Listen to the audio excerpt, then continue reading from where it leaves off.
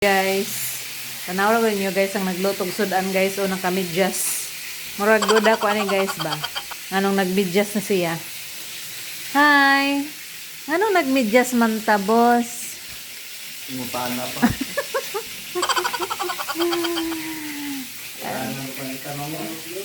Murag kuan siguro ni nagsakit sigurong panani. Kaya nakamidyas. Sa imong giloto di ay. Pinaka-lisod nga lutoon. Oh, pinakalisod gid ni siguro pretoha. Oh, nara siya guys. O nga pa niya naluto. Iya daw mo tunog luto guys kay pagkaugma daw ikardelyos. Anahan siya kardelyos. Luto ng rice. Luto na. Nga una dayon mi. Pay adobo nga pork guys. Pangayo na mo dito kay mama. Yan yung giluto ganinang udto. Bilin.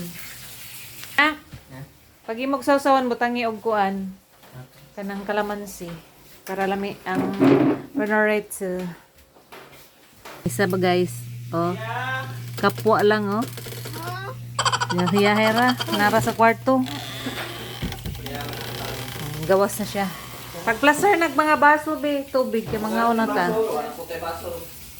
ako guys ako ika-contribute ra kay magsigirag panugo ang higdaay ra ko guys.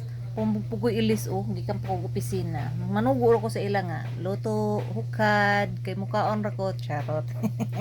Dito guys, anam gina. Kay sa morning, ako mong galuto. Ako may sayo gamata. So pagkagabi sila nasad na, uddo.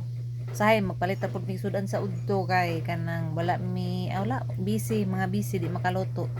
So magpalit ra gid mi, mostly pag kanang lunch. Ang luto ra gid namo is breakfast lang o dinner. Saipod ang dinner di mi magluto kay dito mi ka mama magkaon pag naa si mama magluto siya. Nanghagad na siya kaon guys. So pamaday naluto ning uban. Oy butang diha para pang sardinas na. Okay. And ang duha ka bata nang posting na sa lamisa o nang kahuwat. Tao na mara. Kain na tayo.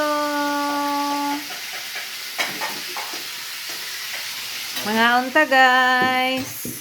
Sudan na mo pinirito nga isda. Yun lang. Thanks for watching. Bye. Misad nga pili